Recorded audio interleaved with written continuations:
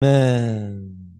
아멘. 주 예수님. 그렇습니다. 나그네의 길 슬픔 모두 참으며 면류관 위에 대가 지불하리라. 주님, 당신이 이 땅에서 그러한 길 하셨듯이 우리를 위하여 주가 기꺼이 모두 이른바 되셨듯이 앞길이 얼마 남았는지 몰라도 되돌아가지 않고 갑니다. 부당한 고통 받아도 원망하는 주의 본 배우게 하소서. 주여, 참담한 시련 당할 때 나의 눈물 닦아 주소서. 주가 내 위로 되심 누리며 나로 생명샘 되게 하소서. 주 예수님, 주님, 다시 한번 당신께 또 나가게 하심을 감사합니다. 우리에게 이러한 본이 있음을 인하여 감사합니다. 당신이 이 땅에 오셔서 주님, 한 사람으로서 많은 고난과 고초를 당하셨습니다. 당신은 당신의 땅에서 그러한 고초를 당하심으로 우리에게 많은 생명의 샘으로 오시기 위하여 생명을 나눠주시기 위하여 그러한 길을 가셨습니다. 또 이러한 길을 가는 많은 우리의 믿음의 선진들이 있음을 인하여 감사합니다. 우리도 이런 본을 따라서 전진하기 원합니다. 주님, 우리에게 이런 고난의 길을 주님 기꺼이 선택함으로 그날에 우리에게 있을 보상을 향하여 또 전진하기 원합니다. 주님, 우리와 함께하여 주십시오. 고난받으신 그 영이 우리 안에 있습니다. 기꺼이 정하지 않고 당신이 가셨던 그 길을 또 우리가 함께 가기 원합니다. 또 이 시간 말씀을 해방해 주십시오. 당신의 부담을 해방하심으로 우리가 공급을 얻고 더 전진하기를 원합니다. 주님 말씀을 해방해 주시고 공급해 주십시오. 주님 감사합니다. 아멘. 최동 형제님 말씀 공급해 주시겠습니다. 아멘.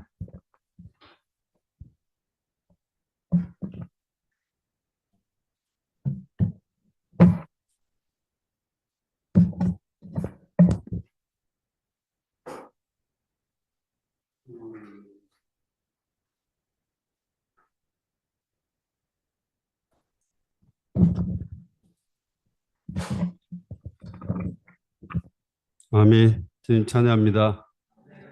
또 더운 날씨에도 불구하고 기꺼이 대가를 지불해서 참석해 주시고 또 줌으로 참석해 주신 형제자매님들 감사를 드립니다. 지난주에 우리가 첫 열매의 휴거에 대해서 봤습니다. 그리고 이 세 가지 복음에 대해서 이야기했죠. 은혜의 복음, 왕국 복음, 영원한 복음. 그리고 첫 열매에 대해서 이야기했는데 제가 오늘 860장 찬송을 왜 선택했는가 하면은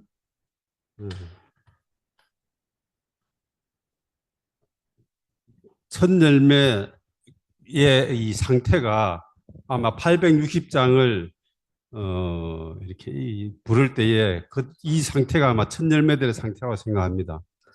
제가 처음 주혜복을 만났을 때가 20대 후반이었는데 그때 여기 오늘 마침 저희 자매가 또 들어오셨네요. 결혼하기 전에 약혼한 상태여서 주혜복을 제가 만났는데 그때에 이 찬송을 딱 한 번 부르고 난 뒤에 이 찬송에 내가 이렇게 막 진짜로 매료되었습니다. 그리고 아마 눈물을 엄청 많이 흘렸어요. 이 찬송을 부르면서. 이것이 바로 내가 가야 할 길이구나.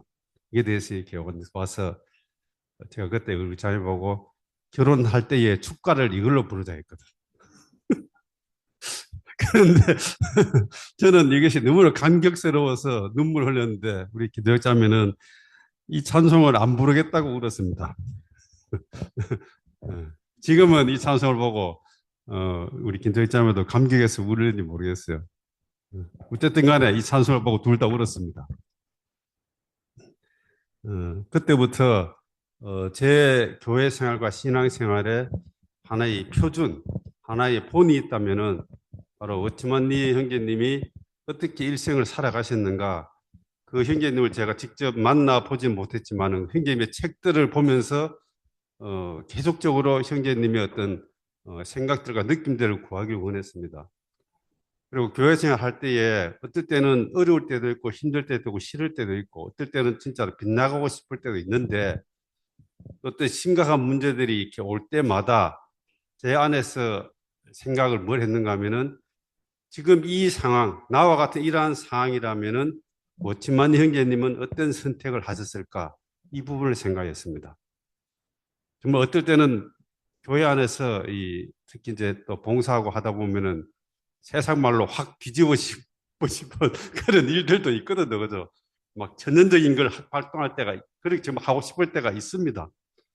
그럴 때마다 이 상황에서 이 형제님이라면은 어떻게 하셨을까? 그거를 곰곰이 생각해 볼 때에 이 형제님이라면 절대로 육체를 드러내거나 자기 의견을 관철시키기 위해서 뭔가 이 정치적인 일을 하거나 행동을 취하지 않았을 거라는 거예요. 단지 그는 많은 반대와 핍박이 올 때마다 그에 대해서 반항하거나 거절하거나 어떤 행동도 취하지 않고 다만 조용히 물러가셨죠. 주님이 대적자들에게 대해서 싸우거나 다투지 않은 것처럼 형제님도 그런 데 대해서 이렇게 물러가시고 피하시고 스스로 잃어버리시고 내주고, 이런 많은 잃어버리는 과정들을 계속적으로 반복한 걸 볼 수 있거든요. 그런 형제님의 이 찬송이 바로 이 찬송이 형제님 일생을 그렇게 살아왔죠. 대가 없이 섬기고 보상 없이 섬기고 대가 없이 희생하고, 나는 마시지 못할지라도 이것을 기꺼이 포도를 따라서 다른 사람들에게 공급하고, 이러한 그분의 일생이 저는 이기는 자, 첫 열매, 사내아의 표준이라고 저는 생각했습니다. 물론 성경에 많은 위인들도 있고, 뭐 주님은 또 당연하지만은 또 사도 바울도 있고 많은 분들이 있지만 그들은 이미 우리하고는 너무나 먼 세대에 있던 사람들이기 때문에, 그러나 워치만 형제님은 우리하고 동시대의 사람이잖아요. 미트레스 형제님은 말할 것도 없고, 저는 동시대에 사는 사람으로서 우리도 동일한 종류의 생활을 하기를 갈망했고, 또 그런 갈망하는 가운데 지금껏 교회 생활과 세상을 하는데, 문제는 형제님과 저와의 그릇의 차이가 너무 크기 때문에 저로서는 형제님을 따라가기를 원했지만 여전히 한계 안에 많이 부딪히고 지금도 그냥 이 정도 이렇게 교회 생활하고 있습니다. 저는 제가 주의 회복에 처음 연결되어서 매로되어서 이 길을 뛰어들고 난 이후에 최소한도 40만 되면은 제가 휴가 될 줄 알았거든요. 이렇게 내가 추가하고 달려가면은 40 정도만 되면은 내가 거의 완전하게 성수가 안 되겠나. 그때 되면 내가 휴가 되겠지. 그런데 40을 딱 맞고 나니까 나 같은 사람은 별로 가망이 없구나. 그것을 그때부터 느끼기 시작했습니다. 그러나 또 한 방면에서 교회 안에서 이런 모든 방면들을 배워가는 과정 가운데 주님이 네 형이 말한 것처럼 주님 오시기 전에 우리가 죽는다면 사내아이가 될 것이고, 또 주님 오시고 오실 때에 살아있다면 우리는 철들매로 들림 받아야 합니다. 이것이 주의 회복이 이 땅에 있는 목적이고, 주님은 이것을 위해서 마지막 이 주의 회복을 이 땅에 시작하셨죠. 그렇게 해서 계속 지난주에 이제 첫 열매를 교통했고, 거기에 세 가지의 복음을 이야기했습니다. 은혜의 복음, 왕국 복음, 영원한 복음. 이것을 했는데, 집회가 끝마치고 난 이후에 제 안에 느낀 가운데서 왕국 복음이 땅끝까지 전파되어야 그때에 끝이 온다. 이 말씀이 도대체 구체적으로 어떤 것인가에 대해서 이때까지 제 안에서도 그렇게 분명하지 않았어요. 형제자매 어떤지 모르겠습니다. 왕국복음이 땅까지 전파돼야지만이 끝이 온다. 끝이 오면 뭐예요? 주님이 다시 오심이죠. 시대가 바뀌어 천년왕국이 되죠. 그런데 왕국복음이 전파되는 것과 이것이 연관은 있는데 정확하게 어떤 방면에서 어떻게 연관되는지에 대해서는 제 안에서도 그렇게 구체적이지 않았거든요. 그런데 지난번에 메시지를 하면서 또 끝나고 난 이후에 이 부분에서 주님이 제 안에 계속적으로 뭔가 이렇게 말씀하심이 있고 한번 교통해야 되겠다는 느낌이 있어서 급하게 한 장짜리의 기호를 좀 만들어 봤습니다. 이것은 그냥 제가 만든 것이기 때문에 뭐 성경적으로 어떻게 오류가 있다든지 뭐 그런 건 아닐지라도 아마 조금 이렇게 세련되지 않은 그런 부분이 있을지도 모르겠습니다. 그러나 제 안에서는 이거를 만들면서 이 부분은 한 번쯤은 우리가 한번 추구해 봐야 될 필요도 있고 또 한번 느껴볼 필요도 있다는 걸 해서 제가 이 부분을 좀 만들었습니다. 그 제목을 붙였습니다. 제목 한참 읽어보죠. 왕국 복음과 첫 열매와 주님의 다시 오심과 천년 왕국과의 관계, 예, 다 연결되어 있죠, 그죠? 마태복음 24장 14절 같이 읽어봅시다. 이 왕국 복음이 온 세상에 전파되어 모든 민족에게 증거가 될 것이며 그때야 끝이 올 것입니다. 아멘. 여기에 끝이 뭐겠습니까? 바로 주님이 다시 오시고 이 땅에 천년 왕국이 시작되는 것이죠. 그 전 단계가 왕국 복음이 온 세상에 전파되어야 합니다. 그러면 이 왕국 복음이 온 세상에 전파되는 것과 주님이 다시 오시려면 또 하나의 조건은 뭔가 하면은 첫 열매들의 휴거가 있어야 되겠죠. 그죠? 이것이 왕국 복음과 첫 열매, 주님의 다시 오심, 주님이 다시 오셔야만이 이 땅을 심판하고 천년 왕국이 시작될 거 아닙니까? 이것이 각각 떨어져 있는 항목이 아니라 뭔가 일관된 하나의 연결된 점이 있다는 것에 대해서 오늘 좀 교통하기를 원합니다. 로마서 1번입니다. 신약은 세 가지 복음이 있음을 알려준다. A번 은혜의 복음. 은혜의 복음은 주로 어디에 있는가 하면 누가복음에 있습니다. 누가복음에서는 이 복음은 억눌린 사람들, 가난한 사람들, 이런 사람들에게 은혜의 해가 비치고 희년이 선포되는 것이죠. 이것은 누가복음 우리가 알지만은 그리스도의 사람의 부분에서 관점에서 쓴 복음이죠. 그러므로 이것은 사람의 관점에서 쓴 복음이고 우리가 느껴지는 복음입니다. 2번 왕국 복음. 이것은 마태복음에 있는 복음인데 이것은 그리스도께서 왕의 관점에서 기록한 복음입니다. C번 영원한 복음. 대환란 시작의 천사들이 하늘에서 땅을 향해 선포하는 복음. 이 부분은 대환란이 시작되고 난 이후에 바로 더 이상 그때에는 은혜의 복음이나 왕국 복음인 이미 시대가 끝났고 그때는 천사들이 전하는 영원한 복음이 선포되는 이 세 가지의 복음이 있습니다. 우리는 지금 은혜의 복음을 지나서 지금 주님은 왕국 복음을 온 땅까지 전파되는 이 시기에 지금 우리를 부르고 있습니다. 그러면 이제 2번 은혜의 복음과 왕국 복음의 차이. A번 은혜의 복음. 죄인이 주 예수를 영접함으로 영원한 생명을 얻고 하나님의 자녀가 됨. 이것은 아버지의 집에 거함으로 아버지의 모든 것을 누림. 구약의 예표에서는 성전, 아버지의 집으로 예표됩니다. 왕국복음은 은혜의 복음을 포함합니다. 왕국복음이 은혜의 복음과 완전 다른 것이 아니고 포함한다는 거죠. 자, 구약에 한번 보세요. 하나님의 집이 있고 이게 하나님 집이고 성은 어디에 있죠? 성은 바깥에 이렇게 있죠. 그죠? 하나님의 성이 있죠. 그죠? 집은 누림과 위한 것이지만 성은 싸움과 전쟁을 위한 것이죠. 그러므로 이 성 안에 집이 있습니다. 그러므로 은혜의 복음과 왕국 복음이 따로의 항목이 아니라 이러한 왕국 복음 안에 은혜의 복음이 포함되어 있습니다. 네. 2번 왕국 복음은 그리스도께서 왕이 되시고 또 다스림이 있고 믿는 이들은 왕국의 백성이 됩니다. 은혜의 복음에서의 믿는 이들은 뭐가 된다고요? 하나님의 자녀, 하나님의 아들이 됩니다. 집에서는 자녀의 관계죠. 그러나 왕국에서는 자녀의 관계가 아니고 뭐요? 시민, 백성, 더 나아가서는 국민, 이런 관계가 되는 것이죠. 3번, 구약에서 성벽은 하나님의 왕국으로 예표되죠. 그죠?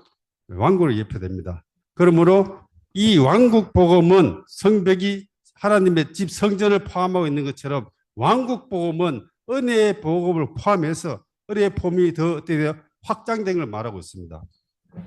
4번, 시대를 마감하고 주님의 다시 오심을 예언하는 70일에가 성전을 재건축하는 그때부터가 아니고 뭐라고요? 성벽, 왕국을 건축하는 시점에서 시작되는 것은 시대를 마감하고 천년왕국 오기 위하여 왕국 복음의 필요함을 알려준다. 저도 성경을 처음 보면서 할 때에 왜 70일에가 스룹바벨이 돌아와서 하나님의 집을 재건하는 거, 그게 사실은 더 중요하고 큰 사건이죠. 그죠? 하나님의 집을 재건하는 것에 대해서는 사람들이 알지만은 느헤미야가 성벽을 건축하는 데 대해서 잘 모르거든요. 그러면 그 중요한 하나님의 집을 건축하는 그때부터 70일가 시작되는 것이 아니고 뭐라고요? 성을 재건하는 그때부터 70일가 재건됩니다.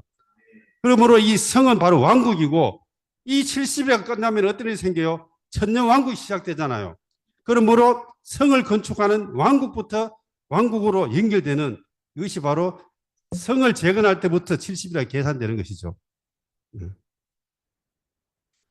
자, 3번. 시대가 전환할 때마다 시대를 전하는 사람이 있어야 한다. 시대가 전환됩니다. 이게 첫 번째 다윗이죠. 다윗은 사사시대에서 왕국시대로 전환을 가져왔죠. 우리 마태복음 1장의 족보를 보면 아브라함부터 다윗까지가 14대고, 그죠? 다윗부터 다시 왕이 14대가 시작돼요. 그러므로 다윗은 14대의 뭐예요? 마지막이 다윗이고, 그 다음에 다시 시작하는 왕의 시작이 또 뭐예요? 또 다윗이죠. 그러므로 다윗은 두 세대를 걸쳐 있습니다. 마지막도 다윗이고 시작도 다윗이죠. 바로 사사시대에서 왕국시대로 넘어가는데 한번 보세요. 어떤 시대가 와서 왕국으로 바뀝니다. 여기서 바로 뛰어넘기는 과도기가 필요하겠죠. 그죠?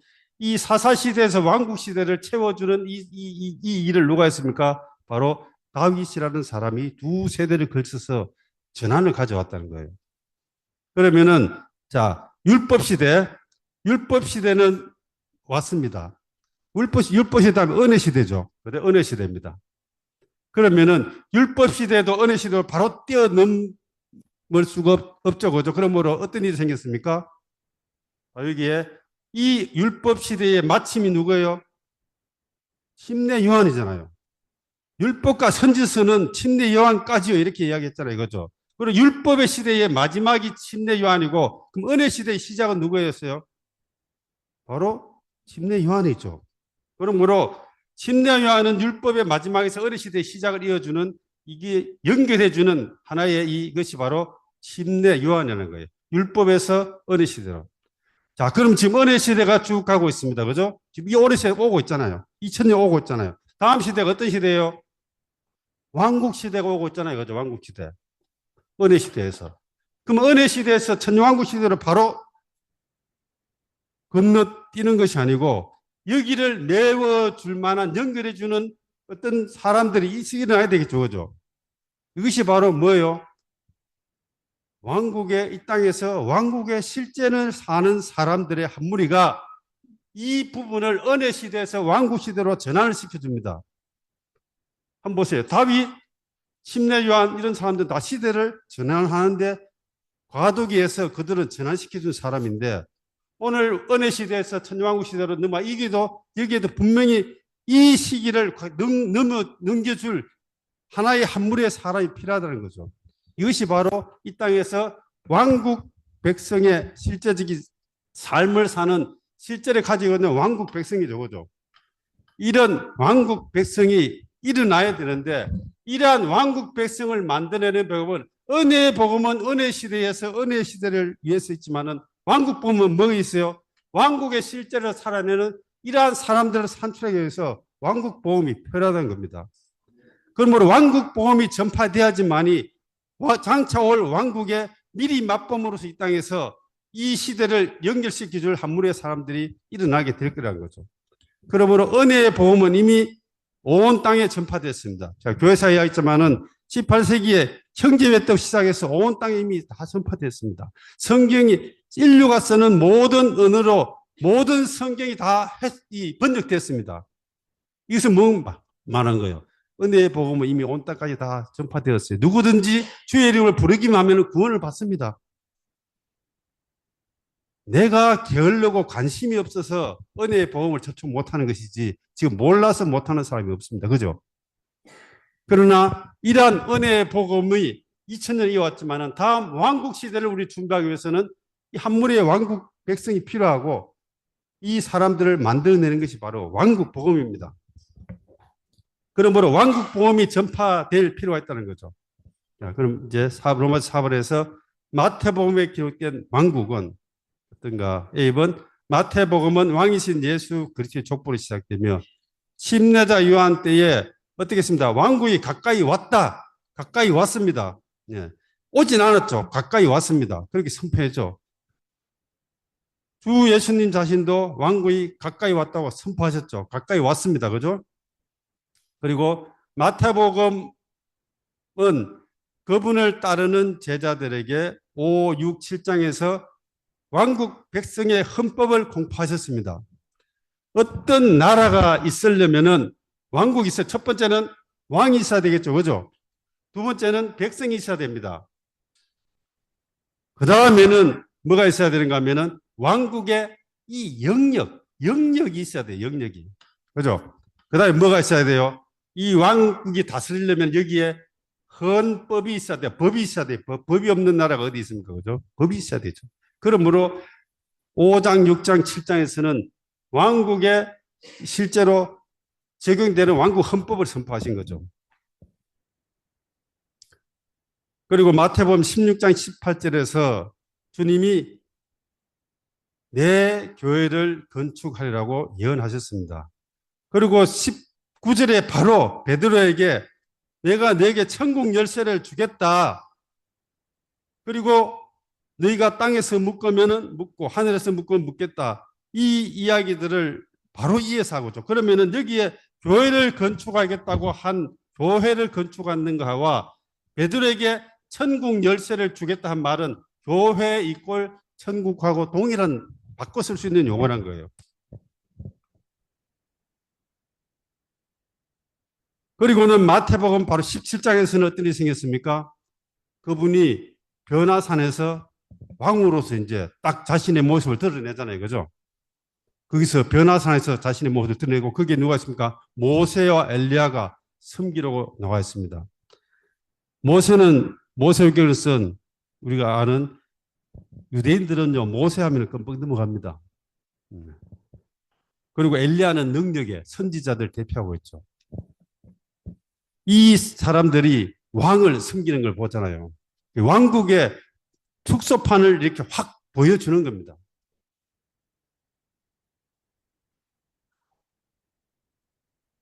그리고는 마태복음 18장에 뭐가 나오는가 하면은 교회가 재지은 형제를 어떻게 다루는가, 다루심에 대해서 나오는 거예요. 왕국은 왕이 있어야 되고 백성이 있고 영역이 있고 법이 있어야 되는데 이 법은 뭐 필요해요? 바로 다루심을 위해서 있는 거죠. 오늘 우리나라에 법이 없다면 어떤 일이 생기겠어요? 어떤 다루심도 없습니다. 그죠? 어떻게 다룰 거예요? 그러니까 왕국이라는 어떤 영역 안에서는 분명히 뭔가에 합당한 다루심이 있어야 됩니다. 그렇기 때문에 18장에서는 교회가 이 일을 하고 있죠. 예, 하고 있습니다. 교회가. 마태복음 24장 14절에서 비로소 왕국복음이 온 세상에 전파되어 끝온다고 말합니다. 그리고 마태복음 28장 18절에서는 모든 권위가 그분께 주어졌으며 제자들도 이러한 왕국의 권위를 사용하여 모든 민족을 아버지와 아들과 성령의 이름 안에서 침례를 주라고 명령하셨습니다. 예, 마태복음에 특별하게 기록된 말씀은 바로 모든 권위가 주님께 주어졌다. 그러므로 너희들도 가서 이 권위를 사용해서 온 땅에서 제자를 삼으라고 이야기했죠. 그리고 아버지와 아들과 성령의 이름 안으로 침례를 주라고 했습니다. 침례는 뭡니까? 침례는 사탄의 왕국에서 하나님의 왕국으로 옮기는 게 침례 아닙니까? 그죠? 네, 왕국을 확장해 나가라고 이야기한 겁니다. 이것이 바로 마태복음이죠. 5번, 은혜의 복음은 이미 온 땅에 전파되었으나 왕국 복음은 여전히 전파하는 과정에 있습니다. 왕국 A번 왕국 복음은 이 땅에서 교회가 왕국의 실제를 살아내는 문제입니다. 은혜의 복음은 사람의 필요를 관심하는 것이며 왕국 복음은 뭐라고요? 하나님의 필요를 관심하는 것입니다. 왕국은 왕이신 그리스도와 그분을 따르는 백성과 다스리는 능력이 필요하죠. 교회는 주님의 몸이며 머리이신 주님을 대체할 어떠한, 그러므로 왕이신 주님을 대체할 어떤 중간 격업도 있으면 안 되죠. 교회는 다스리는 영역을 가져야 하고 이 영역은 성경에서는 교회 영역을 어떻게 설정합니까? 그 지방에 한계가 있으며 그 지방에 다스리는 실제는 장로들에 의해서 행사됩니다. 6번 왕국복음과 교회의 입장과 첫 열매와 주님의 다시 오심과 천년 왕국의 관계. 오늘 결론입니다. 첫 열매는 하나님의 농장인 밭에서 생명이 먼저 성숙한 민들이 첫 열매죠. 생명이 먼저 성숙해야 됩니다. 씨는 주님이 동일하게 밭에 뿌렸어요. 그러나 거기에서 먼저 익는 것이 바로 첫 열매고 이러한 첫 열매가 하나님의 만족을 위해서 주님께 들으셔야 되죠. 지금 신부가 되고 또 군대가 되는 것이죠. 이러한 첫 열매들이 산출되지 않는다면 주님의 이 땅에 오시면 또 미뤄질 겁니다. 그러므로 이 왕국 복음이 첫 열매하고 관계가 있다는 겁니다. 왕국은 영역이 있는데 우리의 지방교회 생활은 어떻습니까? 성경에서는 이 영역을 어떻게 한다고요? 바로 지방의 한계라는 것을 영역을 주고 있어요. 이 지방의 한계가 없으면 왕국에 영역이 없으면 이것은 뭐예요? 다스림이 일어나지 않죠. 왜 범법한 사람, 죄진 사람들이 몰래 공항에서 출국하려고 합니까? 우리나라를 떠나면 어때요? 우리나라 법이 또 안 통하잖아요. 지역을 벗어나려고 하거든. 그러니까 이 우리나라의 법은 우리나라의 이 영역이 필요한 거예요. 그런데 주님은 이러한 첫 열매들이 익어야 되는 환경 가운데 뭘 주셨는가 하면은 합당한 다스림을 받는 영역을 주셨거든요. 성경에서 이것이 바로 교회의 지방의 입장이고 이것이 바로 지방의 한계입니다. 이러한 다스림이 없다면은 이거는 믿는 이들이 성숙하는 것과 바로 관련이 있다는 거예요. 2번 생명의 자람은 직접적인 머리이신 그리스도와의 연결을 통해서 이루어집니다. 옆에서 우리는 도와줘야 되지만 그러나 하나님이 잘하게 하시는 거죠. 하나님과 연결이 필요합니다. 또한 생명은 십자가 처리를 통해서 균형 잡히고 온전케 되어서 성숙합니다. 주님과의 일대일의 관계 안에서 주님으로부터 오는 공급이 필요하고 또한 뭐예요? 혼자서 십자가를 어떻게 통과하겠습니까? 그죠? 몸의 생활 안에서 십자가의 치를 통해서 균형 잡혀야 되겠죠. 또는 온전케 되는 것이죠. 이렇게 해서 성숙되어서 첫 열매라는 하나의 단이 만들어지는 것이죠. 2번 한 지방의 한 교회라는 다스림을 받는 영역에 있는 성경의 원칙에 따른 교회 생활은 믿는 이들에게 천년적인 선택이나 선호의 의지를 주지 않고 제한받고 다스림받는 십자가를 통과케 함으로 천년적인 생명을 처리하게 됩니다. 오늘 기독교 가운데 이 다스림 영역이 없죠. 그러므로 그들에게는 뭐가 없습니까? 십자가가 없습니다. 내 마음대로 하는 것이죠. 이것이 바로 사사기입니다. 사사기의 특징은 뭔가 하면 왕이 없기 때문에 그 백성들이 마음대로 하는 거예요. 그렇잖아요. 그죠? 오늘 교회 안에는 왕이 있을 뿐 아니라 여기 뭐가 있습니까? 다스리는 영역이 있습니다. 2번 믿는 이들이 받는 생명은 동일하지만 어떠한 환경에 자라는 것은 생명의 자람에 많은 차이를 가져다 줍니다. 그렇죠. 똑같이 씨가 뿌려졌다고 해서 그 씨가 똑같이 있는 게 아니죠. 환경이 너무나 중요합니다. 오늘 제가 오기 전에 구명이자님이 집 앞에 있는 복숭아 조그마한 복숭아를 한 개 따서 씻어서 씌워봤거든요. 딱 씹으니까 안에 뭐가 나오지?합니까? 벌레가 바로 나와요. 반대편 돌리세요. 또 거기 또 나와. 결국 하나도 못 먹고 버렸습니다. 원래 그것도요. 원래 그럴 게 아니고 그게 그름을 잘 주고 농약도 치고 가지치기도 잘하고 잘해주면은 아마 주먹만한 이런 복숭아가 달렸을 거예요. 맛있는 복숭아 달릴 건데 어때요? 아무도 돌보지 않고 가만히 놔두니까는 조금 복숭아 있는데 그것도 먹지도 못하는 복숭아가 된 거예요. 그러면 씨가 똑같은 복숭아 나무라도 그 어떤 환경에서 자라는가에 따라서 그 열매는 확실하게 달라지는 겁니다. 그걸 적어줘. 그러므로 우리가 믿는 이들이 생명은 동일하지만은 어떤 영역 안에서 어떤 종류의 교회 생활을 하느냐가 첫 열매가 되는 것과 긴밀한 연결이 되어 있습니다. 실컷 키워나고 관리가 안 되고 그렇게 하면은 누리지 못하죠. 그런 열매를 가지고 하나님께 드릴 수 없죠. 사람도 못 먹는데 하나님 어떻게 먹겠어요? F번 주님의 신부인 첫 열매들은 왕국 복음의 실제에 가진 지방 입장 안에 교회 생활을 하는 성도들 중에서 대량으로 산출될 거랍니다. 그렇죠, 그죠? 저는 이것을 확신합니다. 오늘 기독교 가운데 30년, 40년, 50년 신앙생활 해본들 거기에 십자가가 없습니다. 거기에는 개인의 자아와 선호와 이런 것들만 있지 한 번도 십자가를 처리해 본 일이 거의 없어요. 그들은 자기 소견에 옳은 대로 합니다. 여기에 갔다 마음에 들지 않으면은 그들은 다른 데로 가버리죠. 또 다른 가버립니다. 그러므로 거기에는 다스리는 영역, 제한받는 영역, 십자가에 처리받는 영역이 없기 때문에 그들에게는 합당한 생명의 자람이 없습니다. 나무도 합당하게 잘라줘야 하고 수영도 맞춰줘야 되고 공급도 해야 되고 여러 가지가 돼야지만이 거기에 합당한 과일이 열리는데 그런 이 풍토가 일반적인 기독교 안에서의 부족하죠. 그러므로 그들 가운데는 생명의 사람이 부족할 수밖에 없습니다. 집은 왕국 복음을 통한 첫 열매의 산출은 주님의 다시 오심을 예비하며 은혜 시대를 마감하고 천년 왕국을 도래케 할 것이다. 이에 대해서 분명하십니까? 네, 이 왕국 복음은 다른 말로 하면 바로 우리가 추구하고 있는 교회 복음입니다. 은혜의 복음은 믿는 것에 있지만은 왕국 복음은 믿는 게 있지 않고 뭐 있어요? 생활에 있습니다. 생활하려면은 합당한 환경이 조성돼야 돼요. 왕이 있어야 하고 두 번째는 그 백성들이 있어야 하고 세 번째는 다스리는 능력이 있어야 하고 네 번째는 그 다스리는 법이 있어야 합니다. 이것이 합당하게 유지될 때에 거기서는 정상적인 그리스도인의 생명이 자라고 성숙해서 거기에는 첫 열매들이 산출될 가능성이 높다는 것이죠. 우리는 지금 우리의 교회 생활은 이것을 지금 우리는 목표하고 있는 겁니다.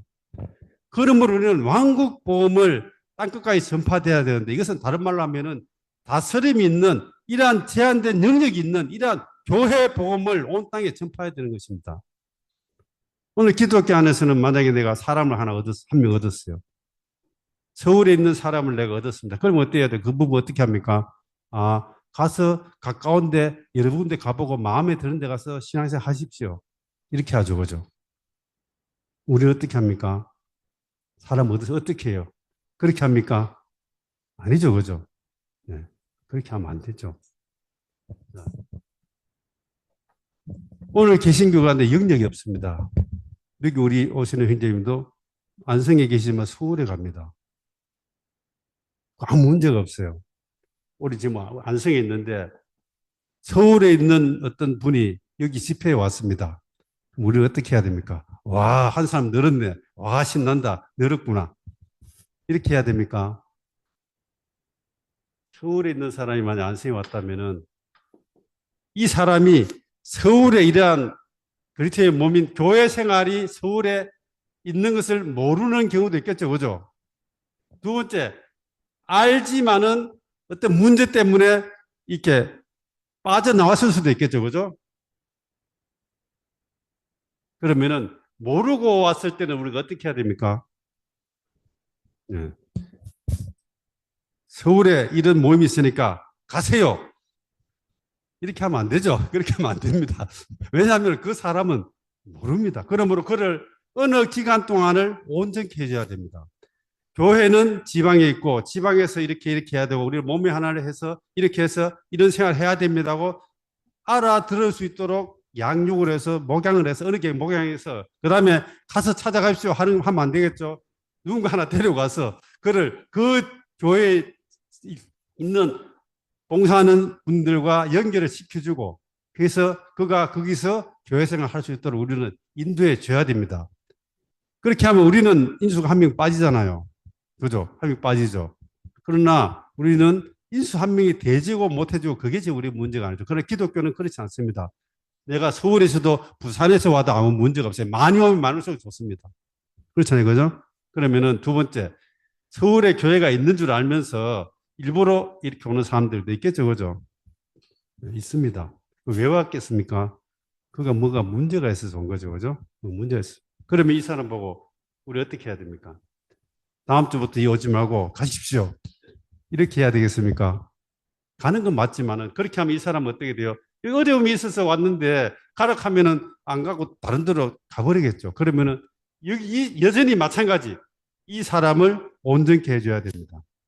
그리고 십자가를 알게 하고 교회에다 이상을 더 심어주고 이렇게 해서 그를 다시 이 지방교회에서 정상적인 생활하도록 도와주는 것이죠. 최근에 우리가 여기서 얻은 다수형제 스리랑카잖아요. 그죠? 아마 교파에 우리가 교파라면 일반 기독교라면은 여기서 얻었으면 어떻게 해야 됩니까? 다수형제 뭐 형제님 가셔갖고 거기에 가까운데 예배당 가서 그냥 신앙생활 열심히 하세요. 이렇게 하겠죠. 그럼 우리는 그렇게 하지 않고 어떻게 했습니까? 예. 우리는 스리랑카까지 갔잖아요. 스리랑카까지 가서 거기에 교회와 연결시켜주고 아니, 왜 그렇습니까? 바로 그가 정상적인 왕국 복음이 선포되는 교회 복음이 실행되는 정상적인 교회 생활이 시작되는 이러한 데 그가 들어가야지만이 그는 소망이 있는 그리스도인이 됩니다. 그리고 주님은 지금 일반적인 은혜의 복음 안에서 수많은 믿는 이들이 있죠. 이것은 하나님은 그렇게 관심하지 않습니다. 이들은 하나님을 위해서 그렇게 크게 쓰임받을 수 없어요. 그러므로 주님은 이 시대의 마지막에 왕국 복음이 전파되어서 이러한 교회 생활 안에서 왕국의 실제를 살아내는 사람들이 이들이 성숙해서 한 무리의 첫 한 단으로 첫 열매가 되어서 주님이 오심을 예비하고 신부를 예비되는 이러한 종류의 교회 생활을 하나님 원하십니다. 이런 생활이 바로 뭐예요? 은혜 시대에서 왕국 세대를 이어주는 하나의 중간에 전환시켜주는 한 무리의 사람들이 이 땅에 있어야 된다는 거죠. 그러므로 왕국 복음이 땅끝까지 전파되는 것이 주님이 오시는 것과 긴밀한 관계가 있다는 것입니다. 이런 방면에 있어서 우리가 한 번 더 인식을 가지고 우리의 교회 생활을 볼 수 있길 원합니다. 자, 오늘 본론의 말씀입니다. 오늘 내용은 그렇게 짧습니다.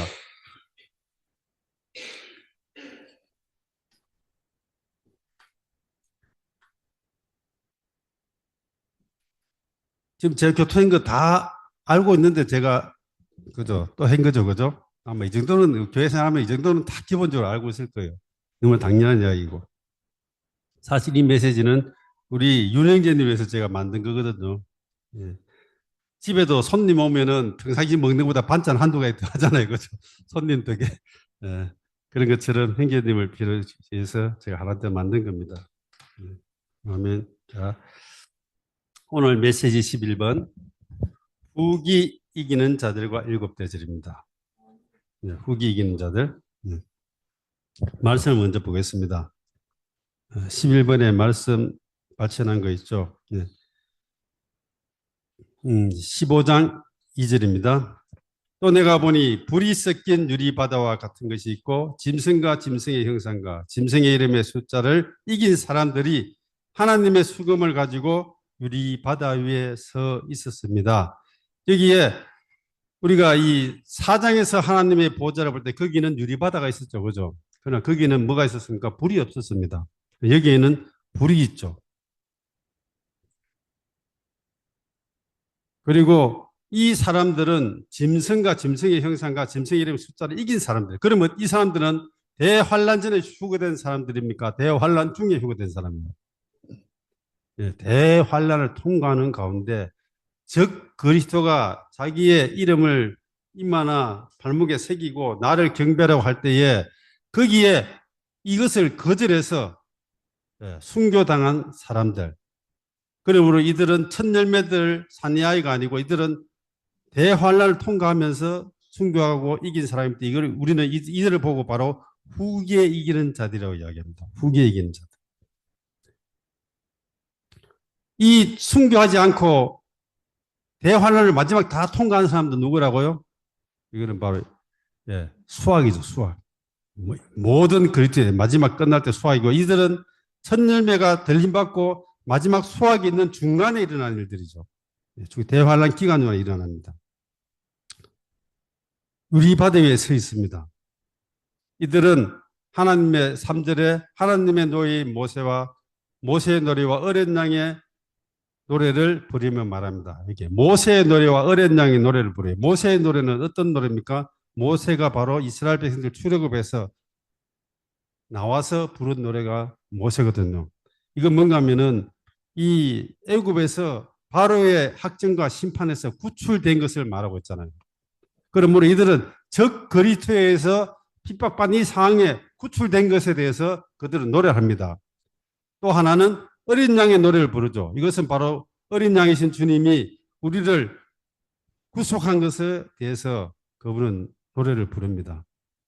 그러므로 그들은 한 면에서는 도망쳐 나왔고 한 면에서는 주님께 구속된 사람들이죠. 그들이 어떤 노래를 부르는가 말했습니다. 전능하신 분, 주 하나님, 주님, 주님의 일은 위대하고 놀랐습니다. 민족들의 왕, 주님의 길은 의롭고 진실합니다. 여기에 주님의 일이 있고 주님의 길이 있습니다. 여기는 차이가 있습니다. 제가 요 제일 마지막에 성경을 발췌해 놓은 것이 있거든요. 제일 끝에 일곱인 일곱 나팔 그 앞에 부분에 내용들이 시편 103편 7편을 발췌해 놨습니다. 거기에 뭐라고 되어 있는가 하면은 그분은 자신의 길을 모세에게 자신의 행적을 이스라엘 자손에게 알리셨다 이렇게 이야기합니다. 자, 여기에 길이 있고 행적이 있습니다. 행적은 뭔가 하면은 외적으로 나타나는 이적들과 기적들과 행사를 말하고 있죠. 그러나 길은 뭔가 하면은 하나님이 이러한 이적들을 행하고 하는 원칙을 말하고 있습니다. 그러므로 이스라엘 백성들은 출애굽해서 광야에서 뭘 봤습니까? 그들은 하늘에서 만나가 떨어지고 메추라기 오고 이런 기적들, 홍해가 갈라지고 이런 기적들만 봤습니다. 그러므로 그들은 이러한 기적들이 없고 공급이 부족하면 어떻게 됐어요? 하나님을 오해하고 빛나고 거스리는 것이죠.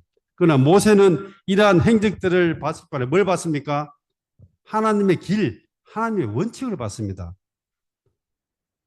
이스라엘 백성들이 출애굽해서 하나님은 그들에게 분명한 목적 원칙을 갖고 있죠. 뭐였습니까? 바로 그들을 적각구려 흐르는 좋은 땅으로 인도하는 것입니다. 그 인도하는 과정에서 많은 변수들이 생겼죠, 그죠? 이 변수들이 생겼기 때문에 이 사람들은 이 바깥의 환경이 이걸 보고 하나님이 좋은 땅으로 인도해 드리겠다는 그 원칙, 그 길을 잊어버리고 뭐요? 눈앞에 있는 이런 것들만 보는 거죠. 그러므로 그들은 많은 이적을 받지만 어떤 일이 생겼습니까? 광야에서 다 쓰러졌습니다. 그러나 모세는 이 부분에서 하나님의 원칙을 보았죠. 그러므로 모세에게는 하나님의 길을 이스라엘 자손들에게는 그분의 이적들을 보였다고 하는데 이들이 바로 하는 말이 그렇습니다. 주님의 일은 위대하고 놀랐습니다. 일은 위대하고 놀랍죠, 그죠? 그러나 주님의 길은 어떻습니까? 의롭고 진실합니다. 그러므로 우리는 이러한 환란, 마치 이스라엘 백성들이 고난 가운데 이 광야를 통과할 때에 그들은 이러한 주님의 길을 보지 못했기 때문에 실패한 거죠. 그러나 이들은 이러한 대환란을 통과하면서 핍박 가운데서 뭘 봤습니까? 일을 알 뿐 아니라 주님의 길을 보았죠. 그러므로 이들은 주님의 길을 보았기 때문에 그들은 대환란 가운데서 핍박 가운데서 흔들리지 않고 뭐예요? 주님의 원칙에 따라서 주님을 경배하는 것이죠. 그러므로 이들은 후기에 이기는 자들이 되었습니다. 그러므로 우리도 하나님의 원칙을 아는 것이, 길을 아는 것이 너무나 중요합니다. 오늘 주의 예복 안에서는 특별히 이것을 이상이라고 이야기하죠. 이상이 흐려지면은 우리는 흔들리게 되어 있습니다. 아멘. 자, 15장 5절입니다. 이 일들이 있은 후에 내가 보니 하늘에 있는 정거의 장막에 성전이 열리고, 자, 여기부터 이제는 성전이라는 단어가 나오기 시작합니다. 자, 이 뒷부분에서 제가 이거를 조금 다시 정리했습니다. 한 장 넘겨보십시오. 중요한 계시록의 중심을 통과하는 내용입니다. 많은 사람들이 계시록은 아까 말한 것처럼 행사, 기적 이런 것만 관심하는데 보좌와 성전의 관계는 하나님의 길, 하나님의 원칙을 지금 말하고 있는 거예요.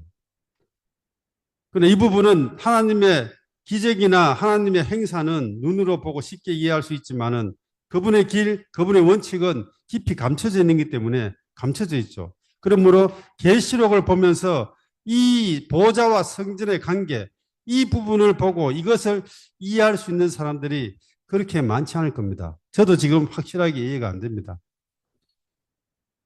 그러나 최선을 다해서 이러한 것들을 우리가 볼 수 있기 원하죠. 자, 같이 읽어봅시다. 보좌와 성전의 관계. 자, 보좌는 하나님의 심판과 관련된, 보좌는 바로 계시록 4장에서부터 시작돼서 11장까지 하나님의 보좌, 보좌가 나올 때는 심판에 관계되어 있어요. 행정이죠. 심판하는 겁니다. 두 번째, 성전은 하나님의 표현과 관계됩니다. 12장부터 22장까지의 내용들입니다. 그러므로 계시록은 앞에 전반부에 11장까지가 한 파트고 두 번째 12장부터 22장까지가 한 파트로 해야겠죠. 그죠? 그러므로 14장부터 11장까지가 끝나는 거기에는 시작이 바로 보좌입니다. 그러므로 거기에는 심판에 집중되어 있죠. 그러나 이 12장부터는 이것이 이제 보좌가 점점 더 변해서 어디로 바꿔지는가 하면은 성전으로 바꿔나가기 시작합니다. 자, 이 계시록 4장 2절 여기 있죠. 내가 영안에서 보았습니다. 하늘에 한 보좌가 있고 있죠. 그죠? 4장 3절은 그 보좌 주위에 보좌가 나오죠. 그리고 8장 3절에서도 여기에 성도들의 기도가 나오고 이 기도에서 이 제들을 불을 던져서 천둥간파가 지진이 일어나는 이러한 종류의 일이 보좌에서 일어납니다. 그러나 그 다음 11장 19절은 바로 이 계시록의 전반부가 끝나는 마지막 단락이죠. 같이 읽어보죠. 그러자 하늘에 있는 하나님의 성전이 열렸고 성전 안에 하나님의 언약궤가 보였으며 번개와 음성과 천둥과 지진이 일어나고 큰 우박이 쏟아졌습니다. 자, 이 사건이 바로 끝나는 거예요. 끝나는 겁니다. 그러나 여기 끝날 때 여기는 보좌가 아니고 뭐가 있다고요? 성전이죠. 성전이 열렸습니다. 그리고 그 안에 언약궤가 있습니다. 언약궤는 바로 그리스도를 말하죠. 그러므로 이 계시록은 하나님의 이 마음의 갈망의 결론인데 이 마음의 하나님의 중심 길은 뭐예요? 보좌에서 성전으로 가는 겁니다. 신기하지 보십시오. 하나님의 보좌는 영원 전부터 있었습니다. 그러므로 보좌를 뭐 건축하거나 어떻게 할 필요가 없어요. 그냥 저 있었어요, 보좌는. 그러나 성전은 어떻습니까? 영원 전부터 있었습니까? 아니죠, 그죠? 성전은, 보좌는 건축할 필요가 없어요. 그러나 성전은 어떻게 돼요? 이거는 건축해야 됩니다. 보좌는 하나님의 공의와 이런 것들 말하지만은 성전은 뭐라 해서 하나님의 표현을 말하고 있죠. 하나님은 보좌에서 계실 뿐만 아니라 하나님은 더욱이 뭘 원하십니까? 성전에 거하기 원하십니다. 이것이 바로 이스라엘 백성들 출애굽한 가나안 땅에 이끄는 목적이죠. 가나안 땅에서 그들 잘 먹고 잘 살려고 이끄는 게 아니죠. 그 땅에서 그들은 최고의 이 좋은 이러한 양식들을 통해서 먹고 부유해지고 강화되어서 뭘 한다고요? 그 땅에서 하나님이 거하는 하나님 집, 성전을 건축하는 것이 하나님의 이 원함이죠. 그러므로 계시록에서도 첫 번째 보좌에서 시작하는 이러한 하나님의 심판이 마지막에는 성전으로 끝나죠.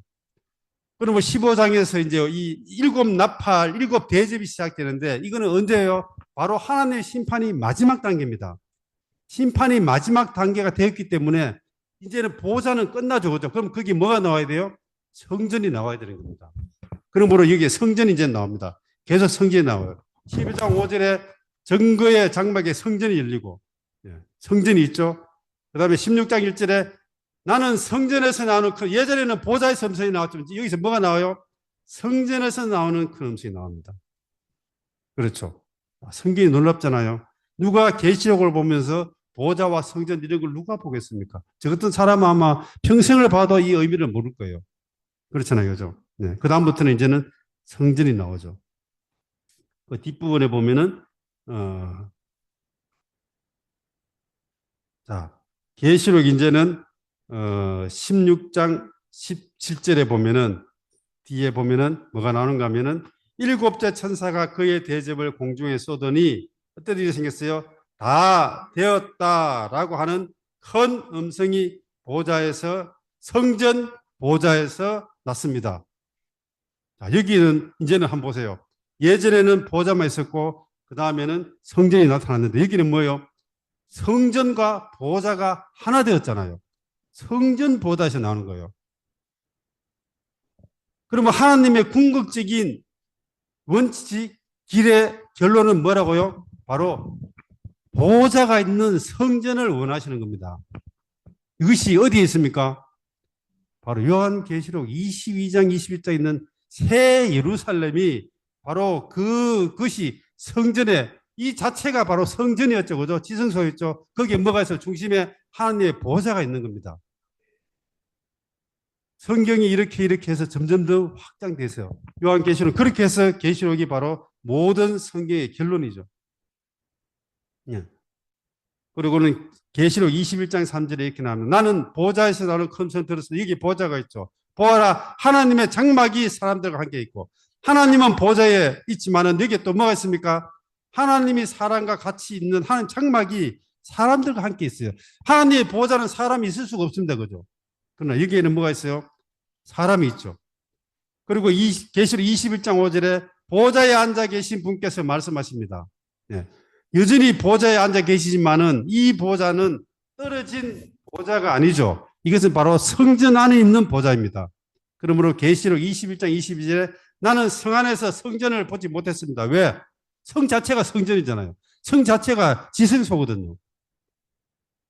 왜냐하면 전능하신 분 하나님과 어린 양께서 그 성의 성전이기 때문입니다. 이 성전에 보좌가 있습니다. 그리고 계시록 22장 1절에서는 그 강은 하나님과 어린 양의 보좌로부터 흘러나와 그 성의 길 가운데로 흐르고 있었습니다. 계시록은 그 성이 바로 성전이고 지성소고 거기에는 뭐가 있습니까? 어린 양과 하나님의 보좌가 있고 이 보좌에서 생명수의 강이 흘러서 생명나무들이 산출되는 것입니다. 하나님이 보좌에 계신 하나님은 어떻습니까? 하나님은 위엄 있고 전능하시겠지만 외롭죠. 그러나 하나님이 성전 안에서 보좌를 가실 때 그게 무엇이요? 거기는 바로 하나님과 사람의 상호 거처, 하나님의 표현, 영원한 새 예루살렘이 바로 이러한 결론을 갖고 있는 것이죠. 이것이 바로 하나님의 길입니다. 이것을 후계 이긴 자들이 지금 이것을 찬양하고 있다는 거예요.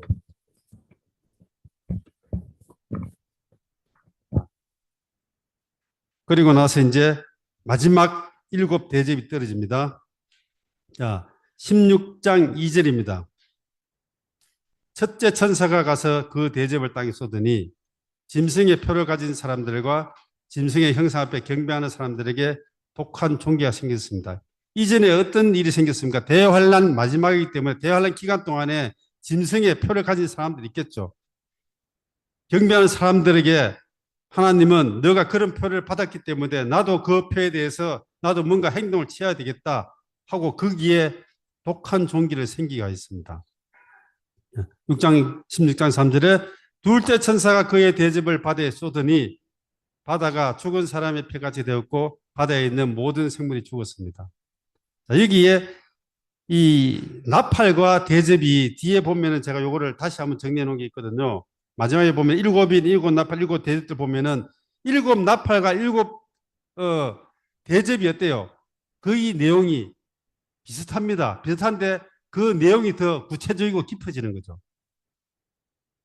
일곱 나팔은 첫째 나팔은 땅의 3분의 1, 둘째 바다 3분의 1, 셋째 강, 넷째 천체군, 다섯 번째 사람, 여섯 번째 유프라테스 이 이야기 나오는데 일곱 대접은 첫째 짐승의 표를 받은 사람, 종기, 둘째가 바로 바다, 세 번째가 강샘, 넷째 해가 사람을 태우고 다섯 번째 짐승의 왕국이 어두워지고 고통이 심해지고 여섯 번째가 유프라테를 마르게 하고 똑같죠. 그죠? 내용이 똑같이 일어나게 되어 있습니다.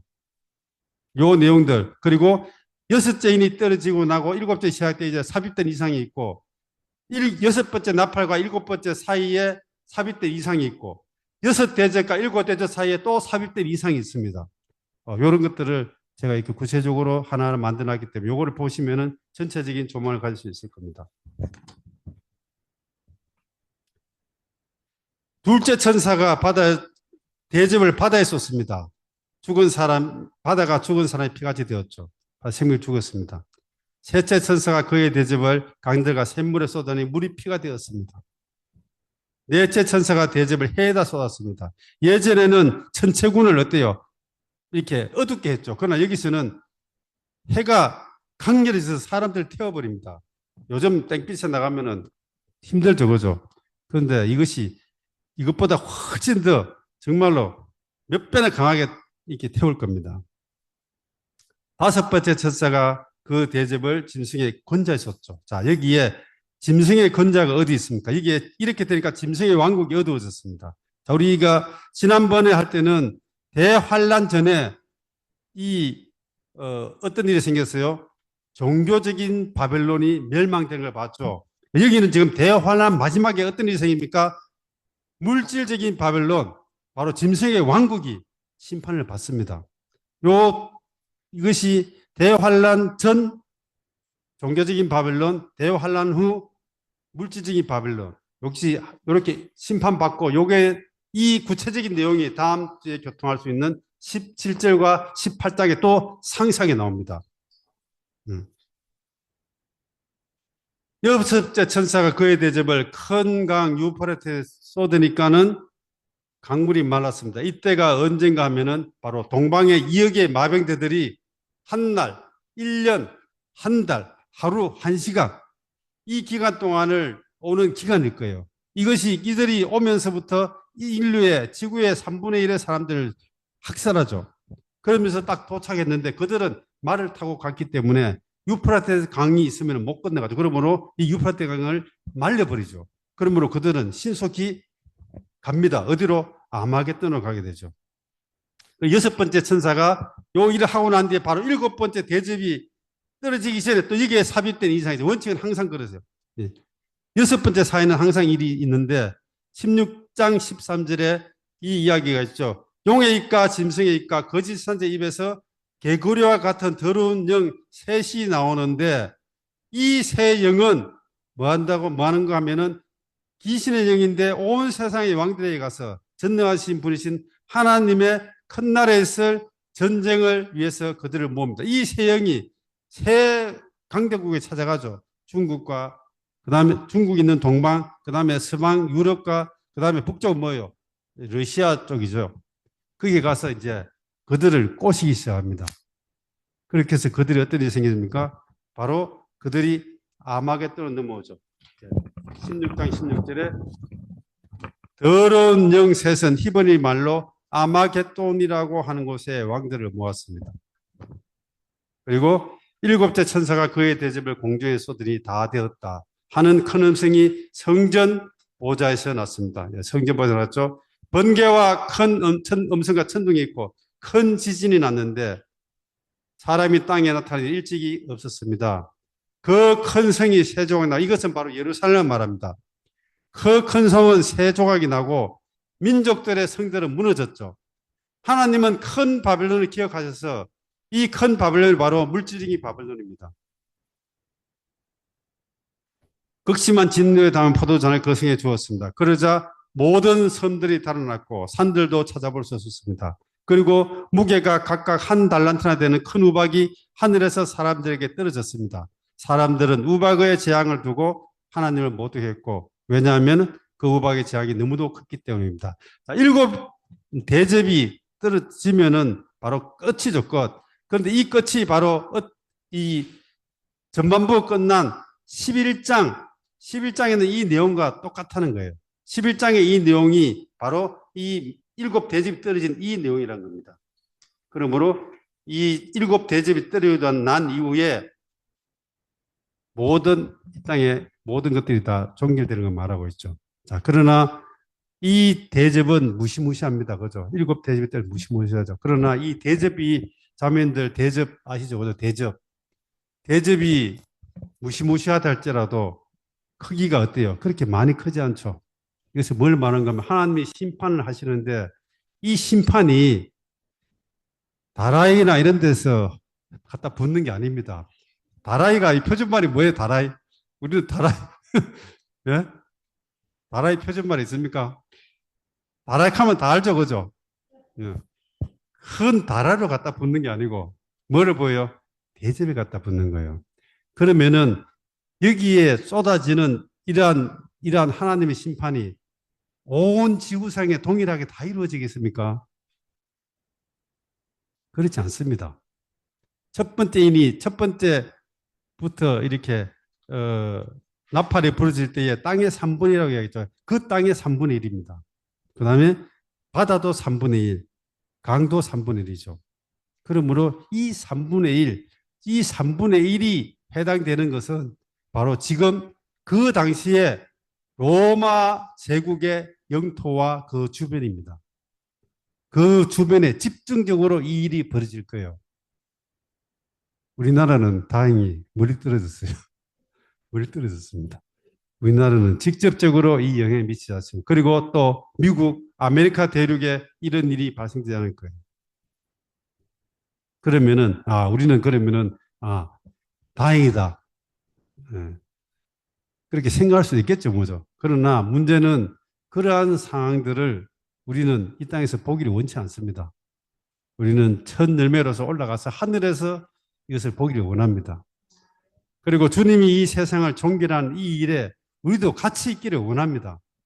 이것이 바로 우리가 왕국 복음을 이 땅에서 실행하고 이러한 왕국 복음을 통해서 우리의 십자가의 천지 생명이 처리되고 생명이 합당하게 잘려지고 정돈되고 온전히 되어서 첫 열매로 하나님께 드려지는 이것을 우리의 소망이 되어야 합니다.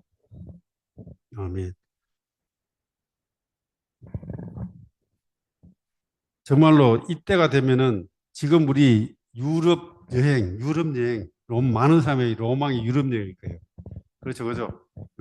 그러나 유럽에 사는 것이 축복이 아닙니다.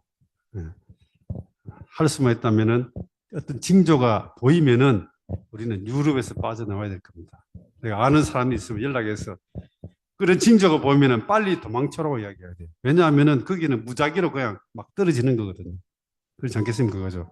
그러므로 우리는 이러한 계시록을 통해서 외적으로 하나님의 행사를 봐야 됩니다. 기적들과 이적들과 역사적 이런 것들을 봐야 되는데 그보다 뭘 봐야 된다고요? 하나님의 길, 하나님의 원칙을 봐야 되죠. 하나님의 원칙은 뭐라고요?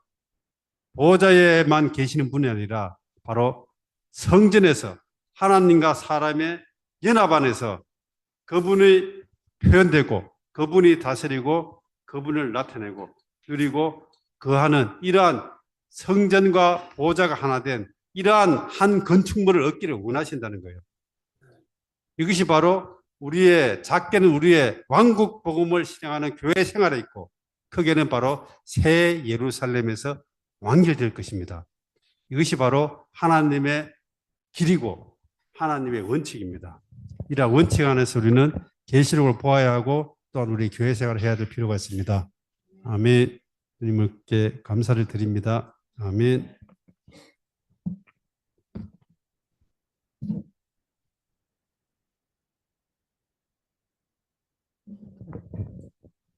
아멘. 선생님의 서두에 이 왕국 복음과 첫 열매, 그다음에 주님의 다시 오심과 천국 왕국에 대한 관계를 먼저 말씀해 주셨습니다. 음, 이 우리가 보면 은혜의 복음은 많이 알고 있어요. 그러나 왕국 복음에 대해서 아마 이렇게 처음 듣는 분도 있을 겁니다. 주의 회복에 있는 우리 지체들은 다 알겠지만 이 은혜의 복음은 어, 사람을 향해서 사람의 관점에서 그다음에 왕국 복음은 주님의 다스림과 통치가 있는 그 영역을 말하고 있죠. 형제님이 이게 사례를 이렇게 들면서 얘기할 때 이 결국 이 왕국 복음은 천 열매를 또 왕국 복음 안에 있는 왕국 생활은 천 열매를 산출하는 그런 교회 생활을 말하고 있습니다. 마태복음 16장에 있는 왕국은 교회를 말하고 있고 왕국 생활은 교회 생활을 말하고 있거든요.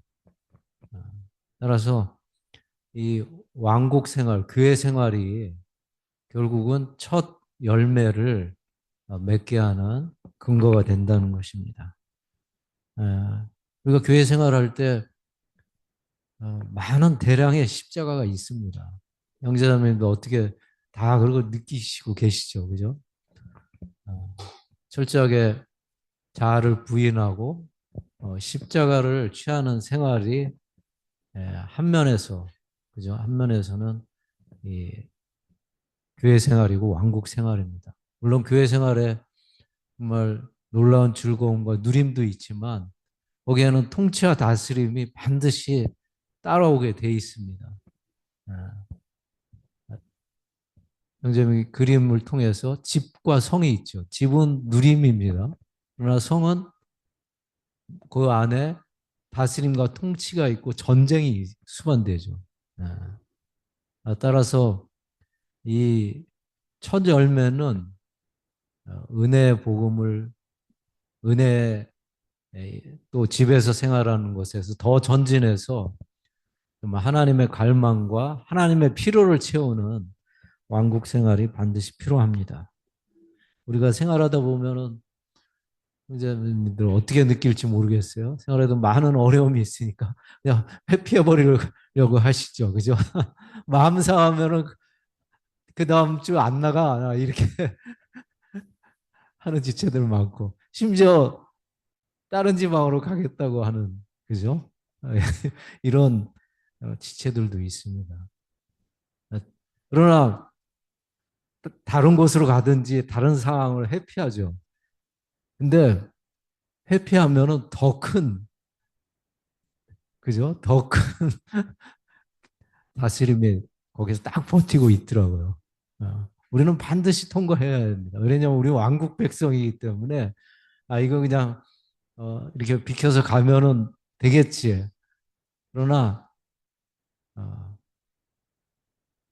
하나님은 협력해서 선을 이루기 때문에 반드시 더 큰 어떤 것들이 있다는 거죠.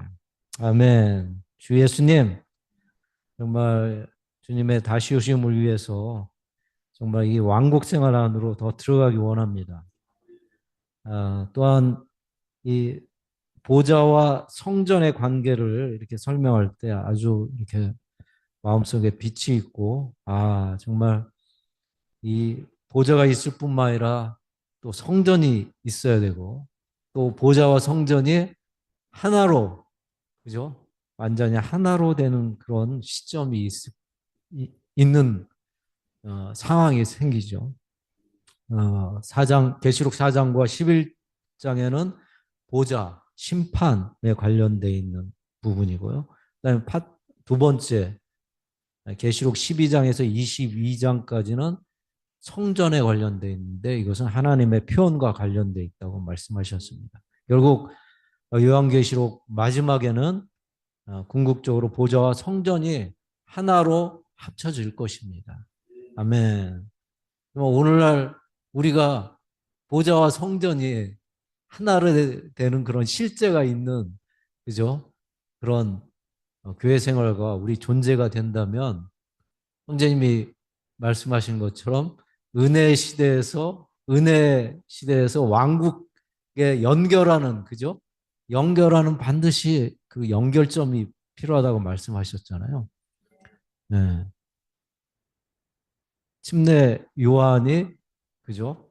은혜와 그 주님 오시는 그런 연결점이었고, 그다음 다윗이, 그죠? 또 연결했듯이 우리가 정말 이 연결하는 연결점이 될 필요가 있습니다. 그러기 위해서는 정말 보좌와 성전이 우리 안에 연합되는 실체가 오늘날 우리 믿는 이들 시대 안에 있다면 그것이 정말 이기는 이들일 것입니다. 아멘. 오늘 줌으로 들어오신 분들도 이렇게 함께 이렇게 교통할 수 있을 것 같습니다. 아멘. 음속을 해제해 주시고 이렇게 오늘 그 말씀 가운데 빛이 있는 부분들, 교통하고 싶은 부분들을 교통할 수 있을 것 같습니다. 아멘. 이완 형제 좀 이렇게.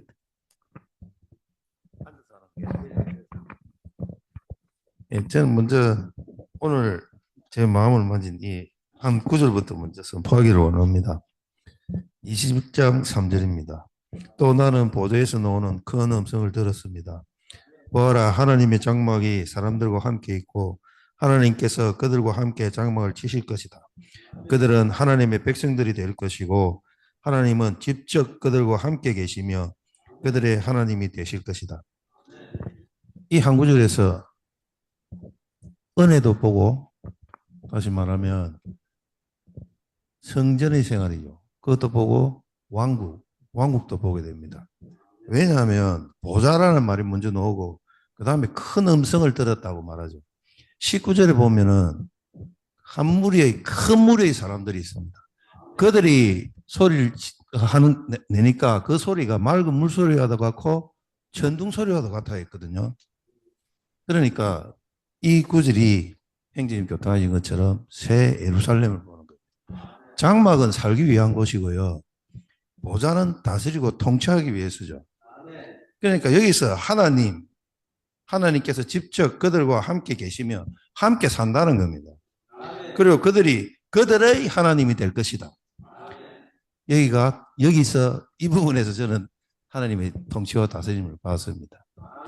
그리고 아까 행제님이 찬송가 860장 선택한 이유를 제 나름대로는 그렇게 생각합니다. 처음에 먼저 나는 마시지 못할지라도 나로 포도주 붓게 하소서. 나는 마시지 못합니다. 근데 이 포도주는 사람을 기쁘게 하고 유쾌케 하는 거거든요. 그러니까 생명을 공급할 수 있게 해달라는 거죠. 그리고 두 번째가 뭔가 하면 앞길이 얼마나 남았나, 저는 나를 하나 더 붙입니다.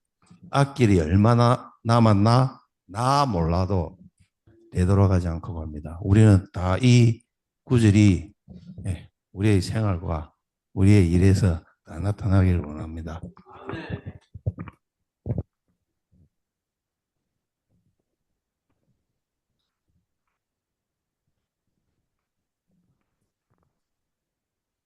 아멘. 저는 짧게 하겠습니다. 아멘. 음, 아멘. 왕국 생활은 교회 생활이라고 했습니다. 아멘. 교회 생활을 잘 하기 원하는데 그게 쉽지만은 않은 것 같아요.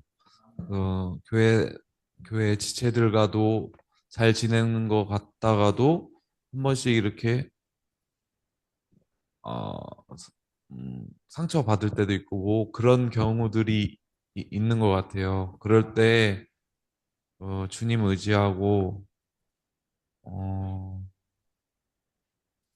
음, 그러니까 의지하는 게 되게 중요한 것 같고 돌이키는 게 중요한 것 같고 그런 생활을 어, 어, 낙심하지 않고 계속 할 때 우리는 왕국 생활을 잘 할 수 있을 것 같습니다.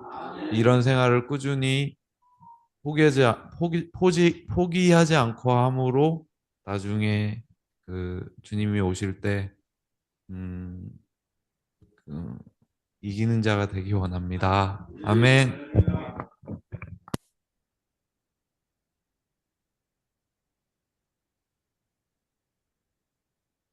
아멘. 이규섭 형제님 교통하실 수 있을 것 같습니다. 우리는 케어가 없어가지고요. 이렇게 적기가 예. 힘들어요. 아멘. 요한은 오늘 율법 시대에서 은혜 시대로 이렇게 경계에서 디딤돌이 됐는데 아멘. 오늘날 우리는 은혜 시대에서 왕국 복음으로 이렇게 전환되는 과정 안에 있는 것 같습니다. 아멘. 왕국 복음이 땅 끝까지 전파돼야 주님이 오신다고 그랬는데 왕국 우리는 생활을 함으로 이 첫 열매가 되어서 추구하는 것이 오늘날 우리의 숙제인 것 같습니다. 아멘. 아멘. 우리는 하나님의 원칙을 알고 또 이상을 보기를 원합니다.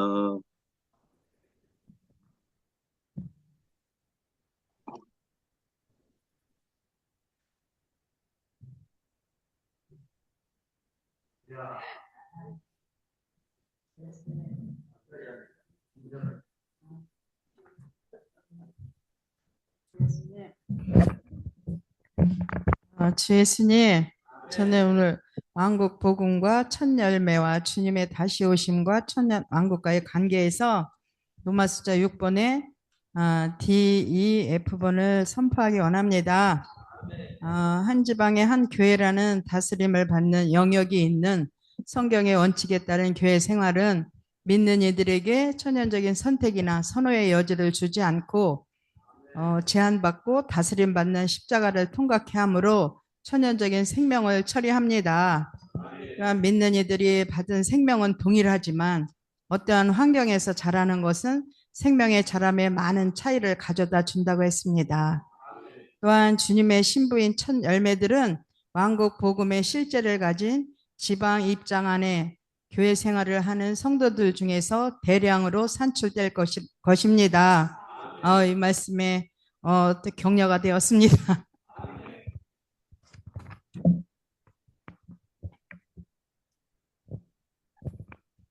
아멘. 주님을 찬양합니다. 이렇게 아침에 말씀 볼 때, 계시록 22장 17절에서 거영과 신부께서 말씀하십니다. 오십시오. 이 말씀을 듣는 사람도 오십시오라고 말하십시오. 목마른 사람은 오십시오. 원하는 사람은 다 생명수를 거저 받아 마십시오라고 말씀했는데 우리가 먼저 이렇게 듣는 자리에 와 있습니다. 그래서 들었고 또 이 들은 말씀을 또 다른 사람들에게 말해야 한다는 이런 것들이 저한테 오는 것 같습니다. 그래서 이렇게 은혜 복음, 왕국 복음, 영원한 복음 이런 걸 들었을 뿐 아니라 이것을 또 다른 사람들한테 말해주고 또 이러한 계시록의 이러한 내용들을 우리만 아는 것이 아니라 이렇게 다른 사람들한테 말해줄 수 있도록 또 이러한 것들을 또 조정되고 싶은 마음이 있습니다. 주님 이렇게 듣는데 그치지 않고 이러한 것으로 조성되어서 또 다른 사람들에게 이러한 말을 말해주는 자가 되기 원합니다.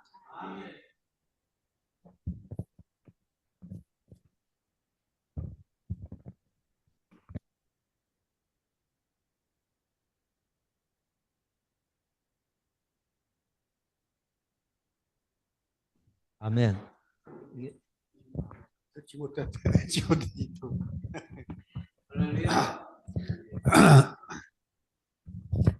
오늘 태영님 하나님께서 이 신약의 세 가지 복음을 말씀해 주셨는데 참 이 가지 복음을 은혜 복음과 왕국 복음과 영원 복음에 대한 말씀을 들었습니다.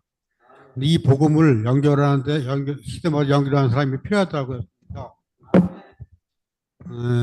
은혜 시대를 마감하고 천정왕국 시대를 가져오기 위해서는 왕국이 전파되어 왕국의 실제를 사는 한 무리의 사람들이 필요하다고 했거든요. 우리가 은혜 시대를 마감하고 왕국 시대를 가져오기 위해서는 우리의 실제를 그리고 또 실제를 누려야 된다는 것을 말씀하고 있습니다. 우리가 성도에 대해야 됩니다. 하나님 원하시는 것은 우리가 성경에 대해서 그분을 표현하고 또 그분 나타내기를 원하시는 것입니다. 또 여기 이제 이 재앙들에서 봤는데 15장 1절에서 나는 하늘에 나타난 크고 놀라운 또 표정을 보았다 했습니다. 일곱 천사가 일곱 뼈를 가지고 있는데 그것은 마지막 재앙이었습니다. 왜냐하면 하나님의 분노가 그 재앙들로 마치시기 때문입니다. 이렇게 말씀하고 있습니다. 여기서 10장 2절에서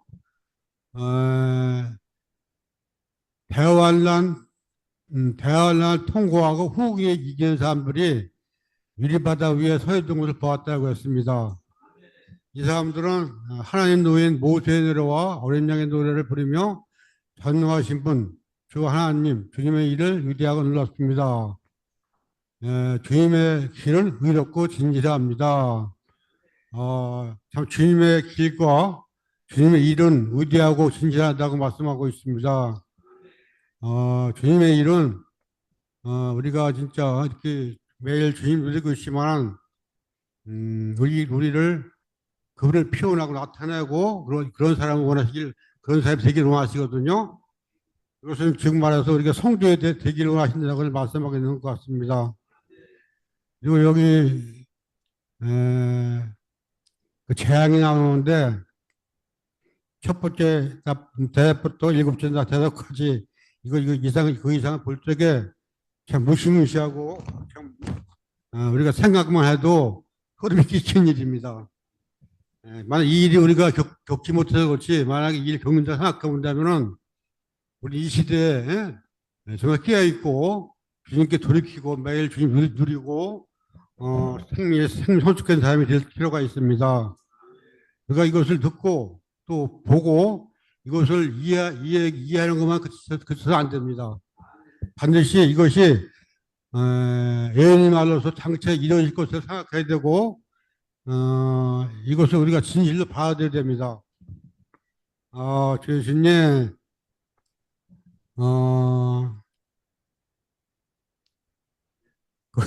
일곱째 마지막 그 큰 재앙이 일어날 때 지진이 발생하고 우박이 떨어진다 했거든요. 우박이 그 성경책에 보니까 뭐더라? 45kg라 이거 무게가. 45kg 우박이 떨어지면 그거 생각해 보십시오. 그 어마어마한 일이 아닙니까? 저는 또 해가 불태운다 했잖아요, 사람들을. 저는 이걸 생각할 적에 이것이 재생가서는 너무 뜨거워갖고 태양이 너무 뜨거워갖고 견디지 못해서 사람들이 죽고 그런 걸 말하는 것 같아요. 그 해가 사람을 태우는 그러한 뭐 명령을 받았다는데 앞으로는 기후가 너무 뜨거워갖고 사람이 살 수 없을 정도로 그렇게 될 것 같습니다. 우리는 이 엄중한 말씀을 듣고 이해하는데 머무지 말고 하나님의 길을 따라서 가기를 원합니다. 네, 형제님이 마지막에 교통한 그 말씀을 이게 좀 다시 이게 선포하고 마치도록 하겠는데요. 여기 보면 형제님 교통한 것처럼 이게 모세는 주님의 길을 알았다고 그랬잖아요. 그죠? 행적을 보았지만 일반 그 이스라엘 백성들은 광야에서 또 출애굽하면서 그분의 행적을 봤죠. 그러나 모세는 행적을 볼 뿐만 아니라 길을 봤다고 했습니다. 우리도 주님이 하시는 위대한 일을, 그죠? 위대한 일을 볼 뿐만 아니라 주님의 또 길을 볼 때 또 우리가 지켜질 수 있습니다. 아멘. 길을 보는 것은 원칙을 안다는 것이죠. 오늘날 우리가 교회 생활을 하면서 그 원칙을 배우는 과정 안에 있습니다. 그래서 원칙을 정확히 본다면 여러 가지 응용이 있고 여러 가지 사건이 있다 하더라도 흔들리지 않을 것입니다. 우리가 이 길을 보는 교회 생활을 하기 원합니다. 15장 3절 선포하고 집회를 마치도록 하겠습니다. 그들은 하나님의 노예인 모세의 노래와 어린 양의 노래를 부르며 말하였습니다. 전능하신 분 주 하나님, 주님의 일은 위대하고 놀랐습니다. 민족들의 왕, 주님의 길은 의롭고 진실합니다. 아멘. 할렐루야. 아멘. 할렐루야. 할렐루야. 아멘. 수고하셨습니다. 아멘.